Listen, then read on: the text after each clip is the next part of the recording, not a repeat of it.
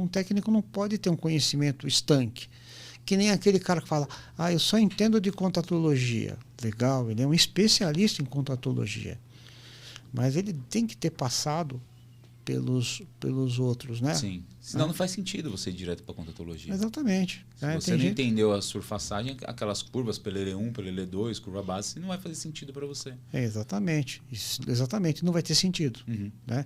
Um pouco também que é importante, que a gente chama muita atenção, é a física da coisa, né? A ótica geométrica. Não do jeito que a gente aprendeu na escola, mas entender um pouco da ótica, né? Eu até vi no podcast você colocando uma coisa lá, por exemplo, um caso onde você mostra uma menina em que o cara vai deslocar 3 milímetros não, é só deslocar 3 milímetros o centro óptico. Numa alta miopia, eu sou vítima disso. Eu tenho insuficiência de convergência porque eu convivi anos e anos com DP errada. Né? Então, eu sofri de uma insuficiência de convergência violenta. Então, por exemplo, um míope tem uma tendência a ter uma insuficiência de convergência. Se você ainda não sabe trabalhar com isso, não sabe respeitar a DP dele, você ainda estimula mais isso. Né? Para você ter uma ideia, durante anos, eu fui hipercorrigido e ainda com a DP errada. Resultado, adquiri uma insuficiência de convergência e não conseguia entender por que eu não gostava de ler, porque eu não conseguia ler. Aí minha esposa, que é optometrista, falou, você não está lendo? Porque acontece o seguinte, você está com um problema sério de insuficiência de convergência. Então, quando você tenta trazer aqui, você não consegue, você faz um esforço muito grande. Então, você vai ter que fazer exercício para poder trabalhar isso daí. Sim, né? Fora que a hipercorreção, se você for um hipermétrope, você tem sensações de um míope, né? Exatamente. E aí a leitura se torna, às vezes, embaçada, dependendo dessa hipercorreção, né? Exatamente. É um pouco negligenciado isso, né, professor? Oh, meu Deus. Porque, assim, o que a gente está falando aqui beira uma utopia. Eu, particularmente, sem falsas modéstias, o meu atendimento ele é muito próximo disso, de verdade. Acho que até por isso que eu também não tenho os melhores números. Mas eu não acho certo negligenciar isso aí, porque é importante.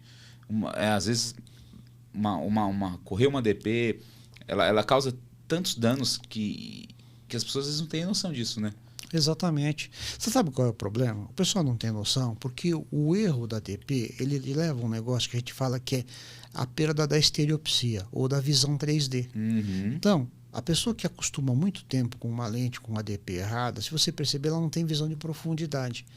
É que o ser humano, aquela coisa você se acostuma, a neurologia é uma coisa fantástica. Né? Então o ser humano se adapta a essas situações. Então ele perde a visão estereoscópica dele, né? Mas, no entanto, o cérebro arranja outros mecanismos para compensar essa perda de estereopsia. Você reconhece esse tipo de cara quando ele vai no cinema 3D. Esse cara vai no cinema 3D, ele bota o óculos 3D, para ele não significa nada. Está todo mundo lá se assustando, porque quando vem uma aula de direção, ele está lá olhando, porque aquele cara enxerga tudo plano. Né? Então, a gente fala de cinema 3D, mas muita gente não tem estereopsia, que é essa harmonia com que os dois olhos trabalham junto para avaliar a profundidade, para ter essa perspectiva de profundidade. Entendeu? Então, por exemplo, erros de DP provocam muito disso. Entendeu? O cara se acostumou, ele está enxergando legal, o cérebro arranjou alguma outra forma de compensar e ele perdeu a estereopsia.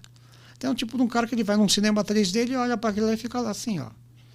Feito para ele não faz sentido ali, não tem diferença nenhuma. A única coisa que acontece com ele é o seguinte, que, por exemplo, se você não estiver usando o óculos 3D, você vai enxergar tudo embaçado, por causa da própria característica de projeção do cinema. Você olha tudo embaçado. Você é obrigado a usar o óculos polarizado para poder enxergar tudo nítido. Mas para ele é como se ele estivesse olhando uma fotografia, tudo plano. Ele não vê profundidade. Então, quando aparece aqueles efeitos lá, que, por exemplo, o cara atira uma bola, a bola vem na direção, ele fica lá olhando, fica lá. Por quê? Não tem visão 3D, então para ele aquilo não tem significado. Né? E aí você vê o cara do lado, o cara tomando cada susto com o 3D, por quê? Porque aquele cara tem visão, tem uma estereopsia melhor.